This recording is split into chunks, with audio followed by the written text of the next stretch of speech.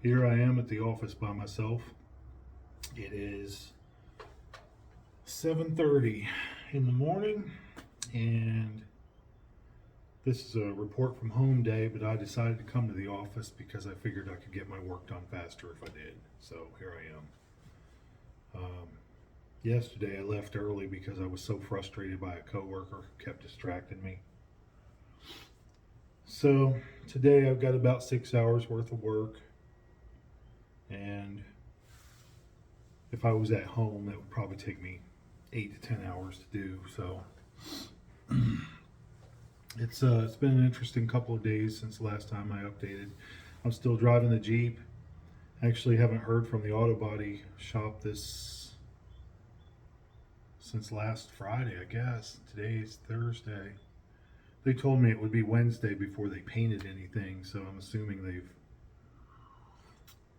started that process. I am enjoying the Jeep. Jessica and I went to the mountains on Sunday. She skipped church and we went to take a drive. We went over to Boone and had breakfast at a nice little diner there.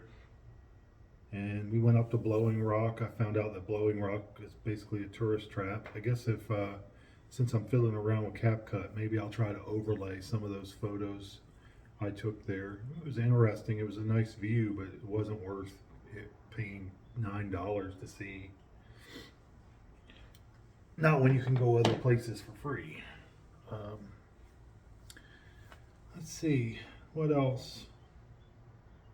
I was dealing over the weekend with a lot of just really intense feelings of depression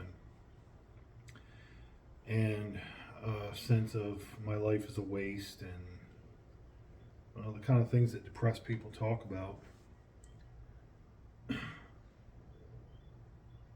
I had written down a list that I shared with Jessica, and sometimes it's hard to even know.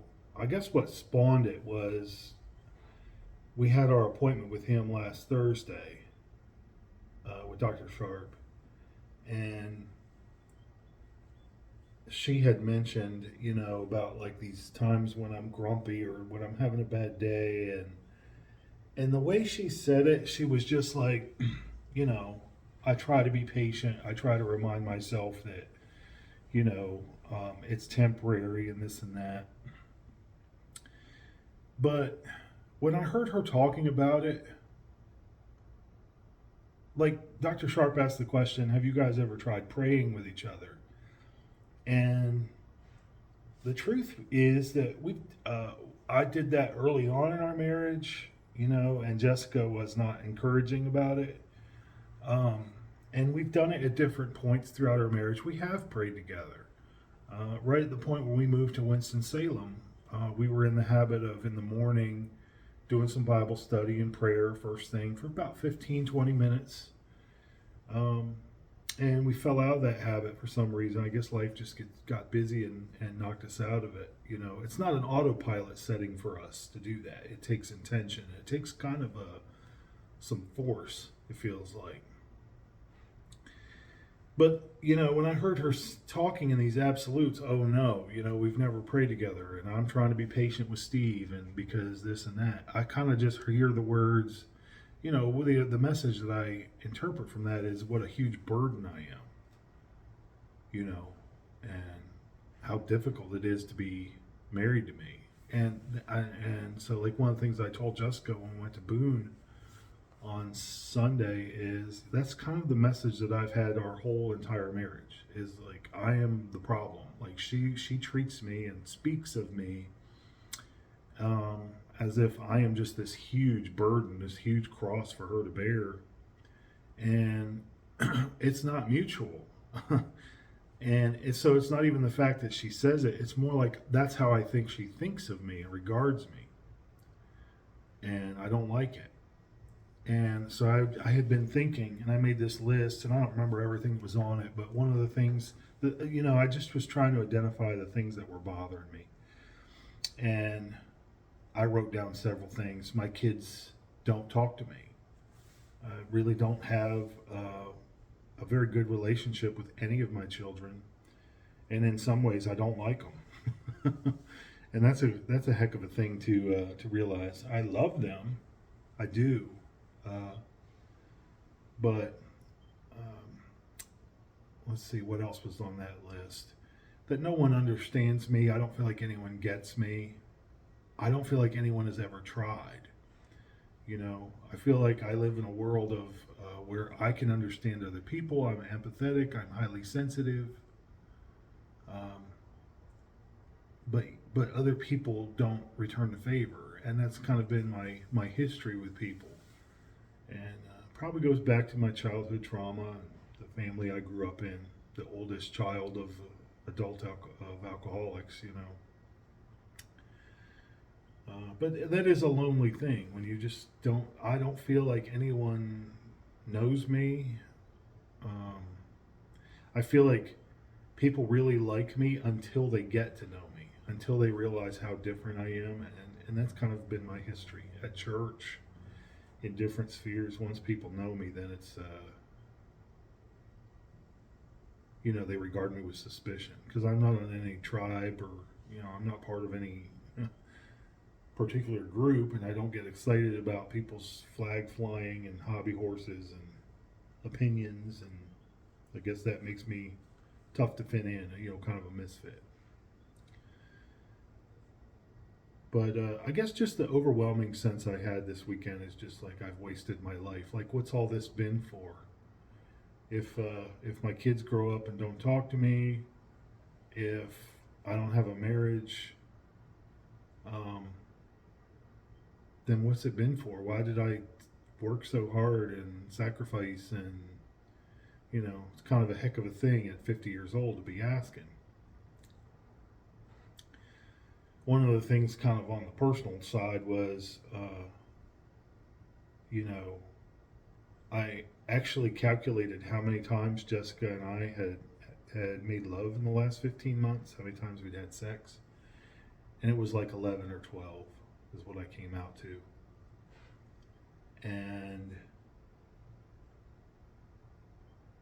you know, I guess just an overall sense that I've been dealing with of just not feeling cared for, not being wanted, not being missed if I'm absent, wishing I could die, telling the Lord, you know, hey, if my life's over, I'm ready when you are, because I really don't understand, I don't grasp any of this.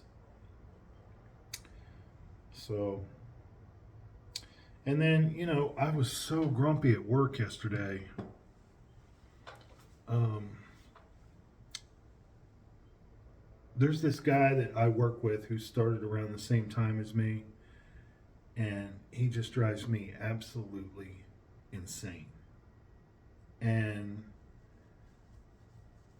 I know as I say that no person should have the power to drive me insane. Nobody should, like, that's power that I'm giving to him or to whoever, you know, if I have that reaction. I don't really believe, I think how I respond to things inside or outside or whatever is my responsibility. I don't think it's anyone else's responsibility. I don't think anyone else's behavior can lead me to do this or that, you know. And but the issue is, okay, just to put it in context, we have in the work that we do, we have the same job title. We're getting paid along the same lines. I have something, some year, it's been about 7, 8 months, but I've always had somewhere around 40 clients, and he's had somewhere around 19 or 20 clients. And there's been some fluctuations, but that's been what it is. So I literally have twice the work to do as he does. And he told me recently that on Tuesdays and Thursdays, for example, he doesn't have much to do, and he ends up just looking at his phone. You know, and I've never felt that way. I've always felt like I've got so much to do. That's part of why I'm here. Just have so much to do. And but yesterday he was being especially, and he's always whining about the work. And then the work that he does do is slipshod, thoughtless, full of mistakes, full of errors, and things that he's supposed to have know how to do, and he just doesn't do it, and he just isn't engaged at work, and he's lazy. And so, as you can see, this is the type of person that gets under my skin. And if I think about it, if I sit and think about it, we're getting paid the same. I'm doing more work than him. I mentioned it to Dr. Sharp, and he mentioned a saying, I don't know if it's true, but that 20% of the people do 80% of the work. I don't know if that's accurate or not. It's certainly accurate. It feels accurate for me. And the funny thing about it is, like, I'm really bothered by it. I am really bothered by it, especially when, like, a day like yesterday, when he's just being a distraction. So, like, I've got all this work to do, and him and the boss lady were like just fiddle farting around. They go outside all day long to smoke. If I ever own a business, I will never hire a smoker. They are the least productive employees there are. They spend 2 hours a day, right off the bat, right off the top, 2 hours a day to smoke. It's absolutely insane. But this guy, our personalities could not be more on polar opposites, just on two different sides of the spectrum. He doesn't care. He has no sense of wanting to improve or wanting his work to be excellent. I guess the kids today would say he's not a pygmy. But, obviously a lot of my ethic about work comes from the scriptures. I don't think God likes us when we're being lazy. I think God created us to produce and to accomplish certain things. And I know that I can go a little too far. Like, I know I've learned, for example, that my attention to details and